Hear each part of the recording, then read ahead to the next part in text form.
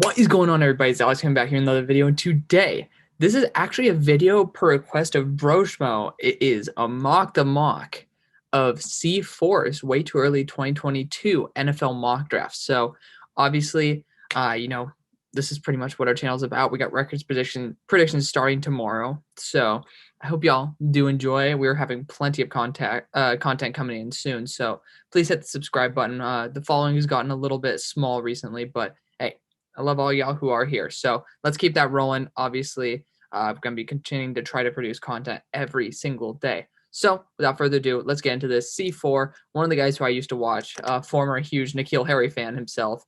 But we are going to just be rolling in with it. Obviously, I followed C4 for a very long time, and so I'm pretty comfortable with it. Obviously, I asked him for permission to do this video. He never got back to me on it. So here we are. And at least I tried. So starting off with the number one pick, Spencer Rattler. If the idea is that the Texans are going to be at number one, we need to understand why. Obviously, we don't. We'll never know until the time comes. But I think the real interesting factor is that, how much did Davis Mills play? Because if he played a lot and then it was still like this and didn't show flashes, I can get it. But Spencer Rattler has personality problems. And there is still the potential of Deshaun Watson sitting out the year, getting everything situated, and then coming back. So there's a lot of variables here to kind of calculate. And to be honest, for me, you already know where I go with this. I'd go with Kayvon Thibodeau. He is one of those Chase Young style talents, and I don't think you could trade him in for the world, man. He would just be so much better. I don't think Spencer Rattler is not even close to the caliber of any of the quarterbacks that have been number one overall in the past, I think, 3 or 4 years. So I think that is pretty much that. I don't know if you guys want me to explain more than that. I just really don't think that that's the right move. Number 2, Sam Howell here. To be honest, the more I think about this, the more I think there's a good possibility I'd rather go KT here as well. You still have Jared Goff on a semi-expensive contract for quite a few more years. But again, this team is not ready for Sam Howell. And if he does end up proving that he can overcome all the losses of his starting running backs, obviously he got Ty Chandler, but then his starting wide receiver core as well, I think that he could definitely be that number one pick. But I'm going to be honest, guys. I think that you get a generational pass rush talent. They've been trying to hit and hit and hit on these pass rush talents, and they solidified their defensive front this year in the second and third rounds with interior defensive line picks. But, I mean, I'm going to be honest. You still have a Super Bowl playing quarterback there, and you just needed to give a better situation for him, and then that'll benefit the quarterback in the long run. You guys will probably call me crazy, but it is what it is. Number 3, Evan Neal. So if you guys follow me on Twitter, you guys saw I was doing a tape study on Evan Neal. Started watching his Texas A&M game, which I forgot. I believe it was like one of the first games of the entire year. He looked terrible. Like, I'm saying worse than my opinion of Leatherwood, and then like by a long shot. He was like one of the worst prospects I've ever watched. And I was ready to say, dude, this guy's UDFA. I don't know what the hell people y'all are seeing. You just see a big dude who can move. But the funny thing is, I was like, you know what? I just kind of want to watch some Ohio State, a defensive line, and want to see how Zach Harrison went against Evan Neal. And it was such an amazing jump. Like, I want Evan Neal to be good. I want all these players to be good. I love the draft. That's what I do. But, man, I saw that progression. Again, you got to remember, that was, I believe, his first year starting at tackle. It might have been his first game starting at right tackle from guard. And he looked super raw, but as soon as he went to the championship, he looked so much more comfortable, so much better. And obviously he still had a lot of holes, but to me right now, he'd be a second round grade. Right now, I think like late second, if you were saying, okay, he's going to the draft right now, late second, but we're projecting as well. And I think he's going to be moving to left tackle, but he looked like he got so much more comfortable and developed so much over a short period of time. This dude has take this with a grain of salt. Mekhi Becton vibes. Somebody who is monstrous, 360 pounds, and he moves so well. Like, he moves much better than the majority of tackles in this last class. I was shocked to believe that this dude was 360 pounds. He needs to get his balance issues correct. That's his biggest flaw, is his balance issues. But, man, there's a lot of potential. And if he continues trending the way he does, I 100% support him at the number 3 pick. It's a big change up for me, but I mean, you just have to see that progression. Otherwise, I think he'd have to be a guard. For KT, Obviously, you rock that. That's a no-brainer pick. I think he could have been 1, 2, and 3. And then obviously number 4. There's no way in hell he passes number 4 in the real draft. As a guy who knows him personally, there's no way in hell. Like, I know he has one hell of a drive, and he has a great character as well. Number 5, you got Cal Hamilton. 100% agree with this pick. There's certainly nothing wrong with it. There's nothing wrong with any of these picks so far, like at all. They're all super solid picks, something that I would personally be perfectly fine with happening in the real draft. Obviously, I just have a preference on the order. So good job for, oh my God. Oh, wow. I literally just said good job to C4. Whew, JT Daniels. Okay. Literally lacks pretty much everything that you want in a quarterback. I mean, the dude barely beat Cincinnati, and that's kind of sad with the team that Georgia has. He has unbelievable weapons there. You have Pickens. Obviously, he won't be playing this year, so don't even know why we're going to project him this high because he won't even have a star talent like Pickens. He has Darnell Washington, 6'7", 260-pound tight end wide receiver hybrid. I'm excited to see him come out after this year, but in 2023, not after this season. But I mean, the dude just doesn't look like he has it. Dude, Keaton Slovis replaced him, and it was not even close competition-wise. And I'm gonna be honest, I'm not a fan of Keaton Slovis either. So for me to say that Keaton Slovis was much better than JT, I would personally take JT in the 3rd round, maybe 4th. I think Jake Fromm was better. So again, that is a big no-no for me. I think there's a lot better talent on the board, especially at that quarterback position. Number 7, Carson Strong. So this is a possibility. I am not going to rule this out because A, it's the Raiders, but B, I've seen some tape of Carson Strong. He does look like he could potentially develop into a quarterback that is in day one consideration. Top 10 is very rich. And the fact that we have so many quarterbacks going, like, I think we've gotten a little too comfortable with the idea of a bunch of quarterbacks going in the top 10. Remember, it was going to be the first time in history that 5 quarterbacks went in the top 10, or maybe the second time.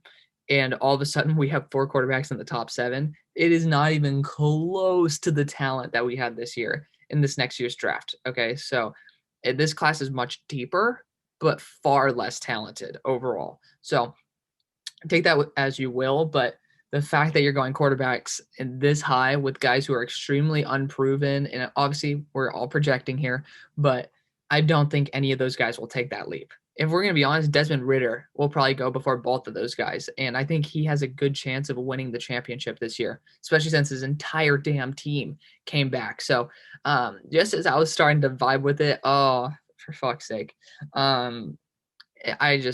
we gotten too comfortable. I'm just gonna repeat myself. We gotten too comfortable with going quarterbacks in the top 10. So I 100% believe Malik Willis has potential to be a top 10 quarterback, but I do not think there's going to be 5 top 10 quarterbacks, and I have a bad feeling there's going to be a 6th. So C4, he's good for the views. He's entertaining, but maybe we're getting a little bit ahead of ourselves because this class isn't even close. And we had 3 go in the top 10 this year, right? Justin Fields is better than pretty much any of these quarterbacks. And that, I'm going to be honest, if Justin Fields stayed one more year, he would be the number 1 pick, no doubt in my mind. 0 doubt. I think that I'm going to say Rattler is 70% as talented. Howell has potential to be 75% as talented. Like, I think the only guy who could potentially beat him is Matt Corral. And that might be personal bias, but it's really not. It's just Matt needs to get out of his slumps where he just throws 6 interceptions. He needs to be able to rebound. But next pick, Derek Stingley Jr., obviously, if he falls this far, unbelievably talented corner. And I would take probably 9 shots for him to fall to the 9th pick. Like, straight up, we'd do that, okay? So, big fan of Derek Stingley Jr. Obviously, I just don't have him going number 1 overall like the Goat House. Number 10, we got Desmond Ridder. There's the 6th quarterback. I don't think Carolina would be taking a quarterback who would be older than Sam Darnold, if I'm not mistaken, at the number 10 pick. If you're going to be just taking a quarterback, you might as well just either sign Sam to another longer-term contract, or else you're going to want to go with more of a young quarterback like Matt Corral.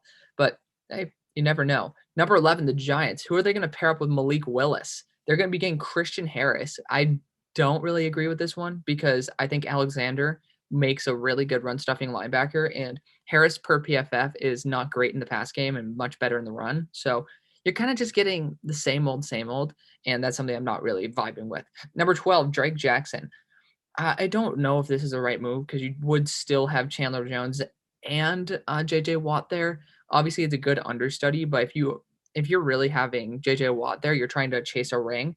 And for me, I'd much rather attack maybe the wide receiver core because AJ Green won't be there, or we might want to try going on the offensive line, defensive tackle like I just DeMarvin Leal. I gotta move DeMarvin Leal, who's unbelievable by the way. He can play that edge role as well. So I think that the sky is the limit for the squad.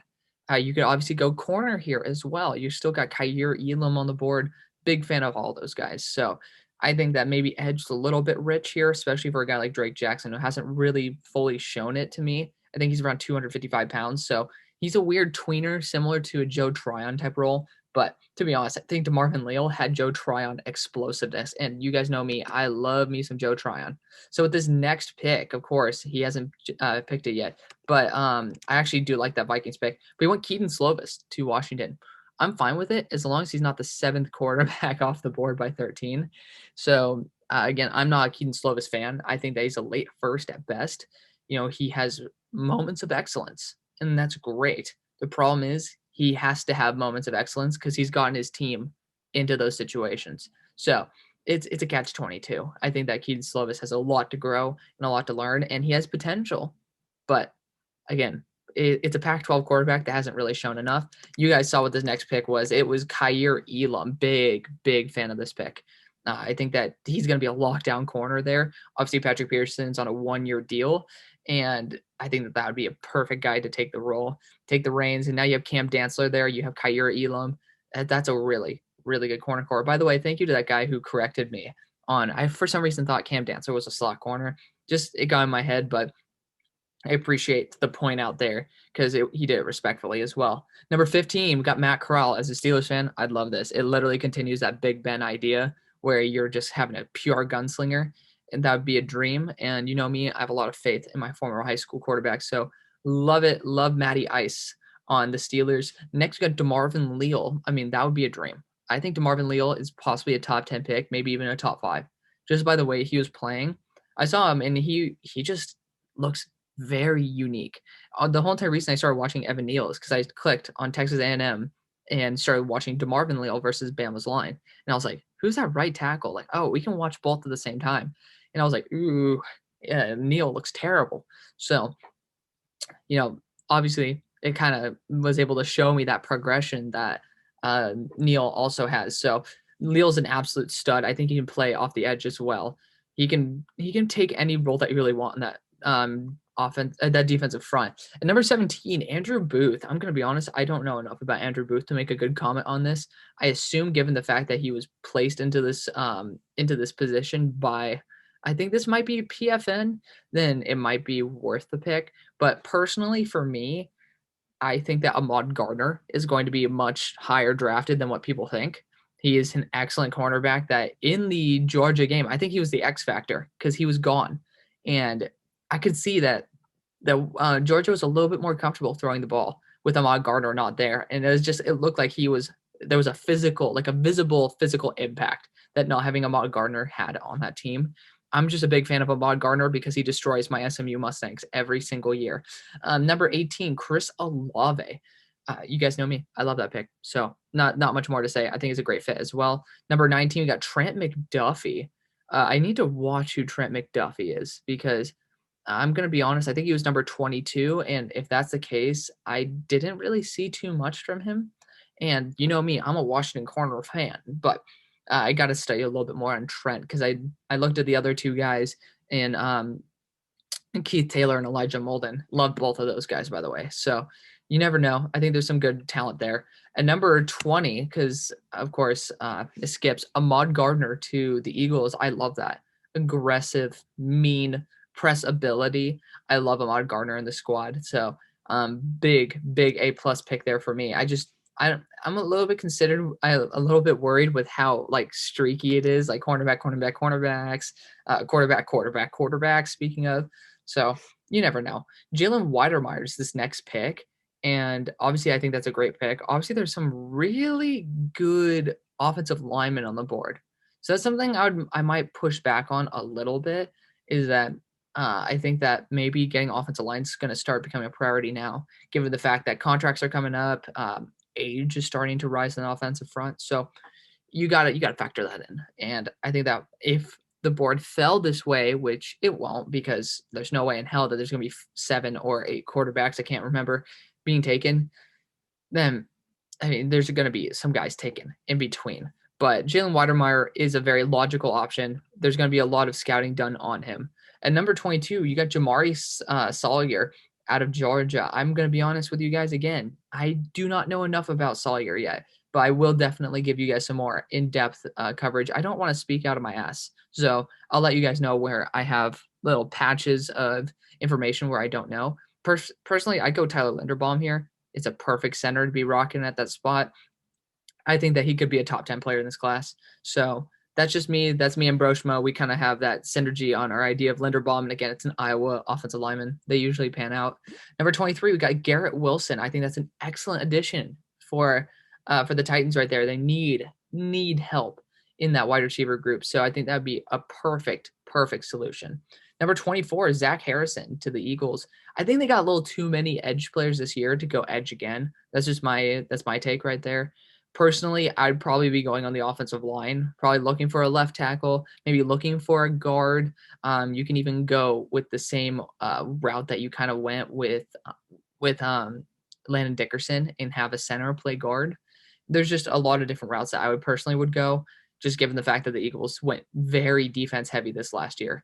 But Zach Harrison, I've been watching him. I don't know if he's even going to be better than Tyreek Smith. Zach Harrison has a lot of potential. Don't get that wrong. Obviously, I think that he has potential to be in the top 10 in this class.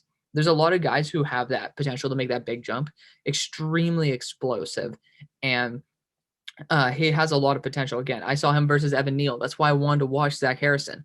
So basically, the only 2 games I watched of Evan Neal so far are the games where I wanted to watch people going against him. And I mean, Zach Harrison had that burst. He can pop off, but it was not consistent enough. That is what this year will definitely try to show us, whether he can be consistent or not. Because again, he had Jonathan Cooper taking snaps for him as well. So again, I just think it's a solid pick for the first round, but let's maybe halt our horses a little bit right there.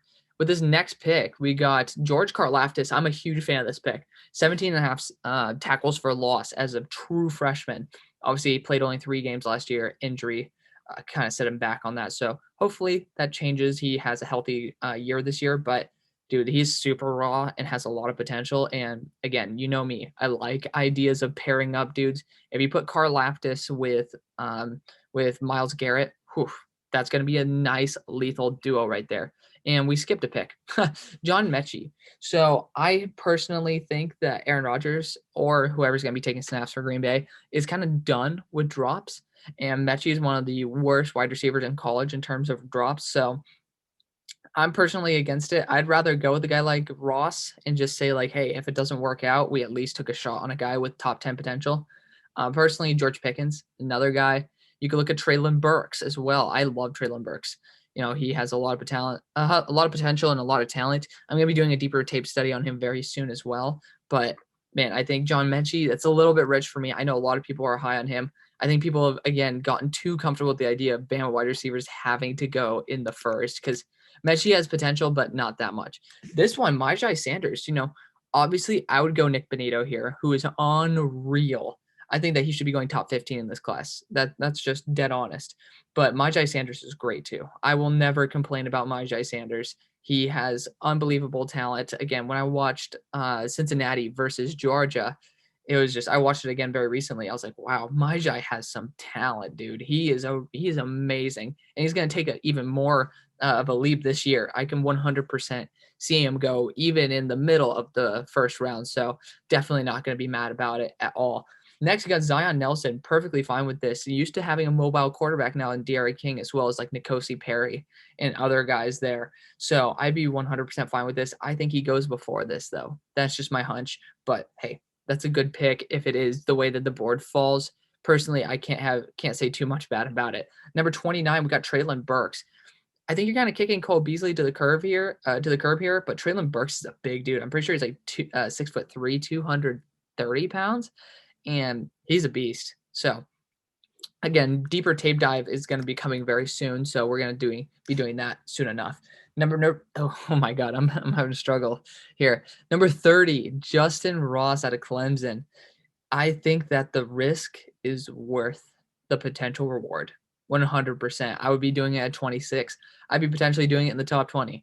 Justin Ross has unbelievable potential, size, speed. He's a really good wide receiver. Again, injuries are the reason why he's falling, along with possibly our next guy. No, along with the other wide receiver, George Pickens. Number 31, we got Aidan Hutchinson. I think he fits the Will Golston role very well, as well as you can talk about JPP's role. So wouldn't be too pissy if this actually happens. So cool enough. Don't really have too much to complain about here.